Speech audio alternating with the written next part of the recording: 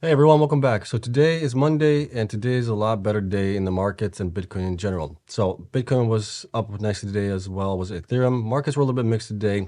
The banking sector got hammered today, especially the regional banks. We're not going to talk about those. We are going to talk about Bitcoin and Ethereum, see what happened there. Along with just quickly over the markets, we're going to look at the miners. Miners were up huge today, so it was a great day for us, thankfully. And then we'll take a look at some other stories. So the stories that we do have to cover today are, let me see here, right here. So we got Hut 8 provides update on business combination with US BTC. We also have here Iris Energy commences 5.5 exahash installation and confirms no deposits with Silicon Valley Bank, Silvergate Capital, or Signature Bank. Marathon, unfortunately, did have some, funds at Signature Bank. We're going to take a look at that, what that all entails. And then we also have news from Argo blockchain announces update on SVB, Silvergate Bank, Signature Bank. Everybody's kind of reporting. There's also a lot of companies reporting on Twitter right now. So let's get into it. So as always, on financial advice for entertainment only, do your own research. And I'm investing coins and companies for full disclosure. Let's take a look at the market, see what's going on there. So we got S&P was down today, just barely. It was down 0.15% to 3855. Dow Jones was down 0.28 to 31,819. NASDAQ was up 0.79% to 11,923. Bitcoin was up another, what was it, like 9% up today? Yeah, it was up 9.01% today, so it closed at 24,220. Yesterday, the day before, we were up another 7.75% to 22,219. Had a great day yesterday, and as well as today, surprisingly, with everything that's going on in the banking sector. So it's kind of nice to see Bitcoin pumping on that news. Now, as far as Bitcoin is concerned, it is up about, what is it, up 20 some percent here in the last couple of days. Ever since we bottomed out here on Friday, we are up to the peak here. We were up approximately 26% on those, 4 days of trading, basically, Saturday, Sunday, and today. So there was a huge gains for us, which was nice to see. The other thing that's nice to see is that the RSI has also done pretty well here. So you can see here on the 4-hour chart, Bitcoin topped out here at approximately 22,219. At that point, it went up a little bit more. RSI came down, and then it went back way up here, but we're still lower than we were over here on the RSI, which is good news for us right now. Same thing on the 1-hour chart. We can see here that the RSI has been kind of flat here. Well, it's been bouncing up and down, but overall, it's been kind of flat while the price has gone up nicely. So that's also good news for us there. So that's great to see. And then if we look at Ethereum here really quick, we can see that Ethereum was up today as well nicely, 5.63%. Not as nice as Bitcoin, but it was up nonetheless. Yesterday had a little bit better day. It was up 7.32%, which was nice. So we'll keep an eye on those two. We'll see what's going on there. And then the banks, oh my gosh. The banks had a fantastic day today. They were going crazy today. Not the banks, the miners, sorry. The banks were getting hammered. The miners did fantastic today. So Annie was up 11.47% to 31 cents. Then we got Argo was up 10% to 149. Bit Digital was up 17% to $1.17. Bitfarms was up 15.49% to 82 cents. Cypher was up 37.88% on the day to $1.82. CleanSpark was up 9.62% to $2.28. Cores was up 30.33% to 31 cents. DigiHost was up 20.18% to $1.37. DMG was up 9.16% to 20 cents. Greenidge was up 15.18% to 44 cents. Hive was up 15.32% to $2.71. Hut 8 was up 19.05% to $1.50. So they had a nice rally today. A lot of these guys were up higher towards the middle of the day, but then towards close, it kind of came down a little bit. Iris Energy was up today 2.72% to $2.64. You can see here that they were up a lot better towards, in the beginning of the day, they were up to $3.20. So they came down definitely quite a bit here in the end of the day. Marathon was up also nicely today, 25.7% to $6.70. Then we got Mawson was up 2.48% to $2.48. Riot was up 17.92% to $6.25. Soluna was down actually 3.82% to 32 cents.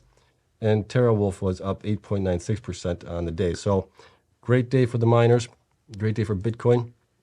And one of the things that we learned during this whole process with all the banks is, if you had your cash in Bitcoin, you would be okay, but then you try to find an off-ramp, another bank where you could deposit those if you convert it over to USD.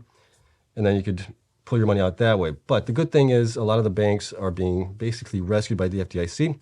So all the creditors there are going to be made whole, which is good to see as well, because there was a lot of companies that had a lot of cash in there. So that would have been bad news for them. Now, as far as the network hash rate is concerned, we can see here that on the 7-day average, it is going back up a little bit here to 315 million per terahashes. On the 1 day, it has come back up here to a high of 291 million terahashes.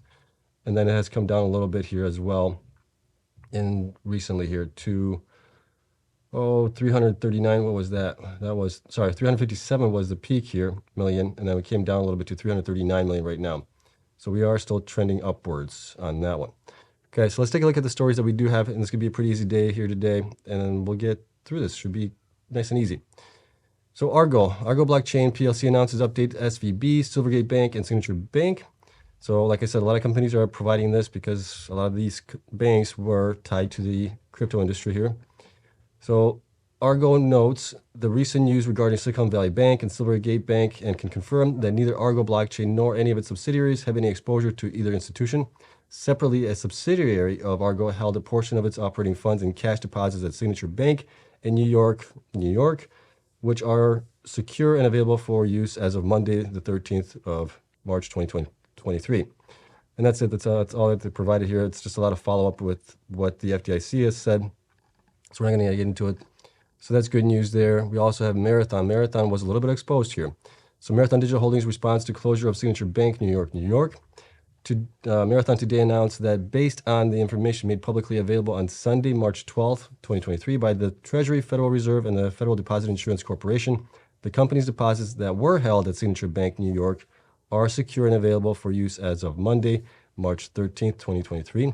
And they had quite a bit in here. So Marathon currently holds approximately 142 million cash deposits at Signature Bank, NA, or Signature Bridge Bank, NA. This is the new bank that after being taken over by the FDIC, this is what they're calling it. The company has access to its funds for treasury management purposes and is paying all invoices in the normal course of business. Additionally, Marathon continues to hold over 11,000 Bitcoin, which the company believes provides it financial optionality that extends beyond the traditional banking system, which I agree with that. That's a good thing there. But had the banks not been rescued this past weekend, this would have been, I think Marathon would have been red today and quite substantially because we just wouldn't know how much they were going to get back, whether it was going to be 50%, 60%, 70%, 80%. We wouldn't have known that. But now that the banks are basically being prepped up by the Fed, and all depositors are being made full. This is good news for, obviously, for Marathon, and I wouldn't be surprised if they're going to be pulling all that cash out and putting it into something else, into a bigger bank or something like that, if they can get away with doing that. Let's see here. And then separately, Marathon confirmed that it had no direct business relation with Silicon Valley Bank. So that is good news there as well. Next is Iris on the news here. So Iris Energy commences 5.5 exahash installation and confirms no deposits with Silicon Valley Bank, Silvergate Capital, or Signature Banks. So that's good there. And the good news is that they are getting the miners in. So today, Iris announced that it has commenced taking delivery of and installing miners in respect of its ramp up to 5.5 exahash of operating capacity, and also confirmed it does not hold deposits within Silicon Valley Bank, Silvergate Capital, or Signature Bank. So that's good there. And down here, delivery of the remaining miners is expected by the end of March, with the majority of these miners expected to be operational shortly thereafter. 160 megawatts of data center infrastructure supporting 4.9 exahash is available immediately, so that's good. So they're going to ramp up to that pretty quickly. And then with commissioning of the first 20 megawatts at Childress supporting the remaining 0.6 exahash expected in the coming months, so sometime in the next 2 to 3 months, I'm guessing that might be available online for them. So that'll be good. That'll definitely help them grow here relatively quickly here in a short span of time. I think it's going to be almost 50% of their hash rate growth really relatively quickly here. Or I think they're at 1 point something right now, so this would be almost double what they have currently. Okay, so that's it for Iris Energy. And let's take a look at Hut 8 here. So Hut 8 provides update on business combination with US BTC. So Hut is pleased to announce the expiration of waiting period under the Hart-Scott-Rodino Antitrust Improvement Act of 1976 with respect to the company's proposed business combination pursuant to which Hut 8 and US Data Mining Group, Inc., DBA US Bitcoin Corp., will combine in an all-stock merger of equals. The expiration of the waiting period under the HSR Act satisfies one of the conditions to the closing of the transaction. So that's another step that they have gone through.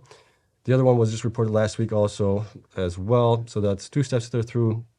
They still have quite a few steps to go through, shareholder approval, things like that. And then we'll see how this is all going to play out, whether or not this gets approved by shareholders at all or not. Okay, so that is it. Pretty easy day here as far as what's going on in the news. Not a lot to talk about. Miners didn't report anything. I think most of the miners have reported already. We only have a couple miners left that, well, I think it's only one that's left is Soluna that has to report still. I think they're the only ones that are outstanding. We still are waiting on quarterly results for a lot of the miners as well. So that's coming up here. Once that is done, we'll do the quarterly analysis of the miners, see who did better than others, who did worse than others, see where they all stack up as far as their growth has been for the quarter and things like that. So that's coming up later on. I'm hoping by the end of the month, but maybe pushed into April if they don't, if everybody doesn't report by then. Okay, other than that, we'll take a look at possibly in tomorrow's video as far as which miners have diluted so far the most from the beginning of the year to this year. What have investors gotten for it? So we'll take a look at that. And then we'll plan some other things as well to kind of take a look at where the miners are and what's going on with the market and everything else. Also, tomorrow, important, the CPI data is coming out tomorrow as well. So there is belief that we're going to be about, on the inflation rate, it's going to be about 6% roughly. That's kind of what they're guessing at. If it comes in lower than that, I think we're off to a pretty good start there. The other thing that's going to help, if it's lower than 6%, is, well, Jerome Powell, the Fed, is not, there might be a chance where he doesn't have to raise interest rates going forward, at least for short term, where instead of going 25 basis points, they were thinking about 50 basis points, but now with everything that's happening in the banks, now it's looking like it might be just 25 basis points or nothing at all, which would be great. If that happens, risk on assets like Bitcoin, miners, everything else are going to take off. So we'll keep an eye on that, see what happens there. We'll keep you posted. Also, I haven't heard anything as far as the emergency Fed meeting that was happening today. So if I get any news on that, I will report if there's anything worthy on that one. Okay? So that's it. I hope you guys enjoyed it. If you did, hit the like button, subscribe. Helps me out tremendously. And I'll see you guys in the next one. Thanks so much for watching. Bye.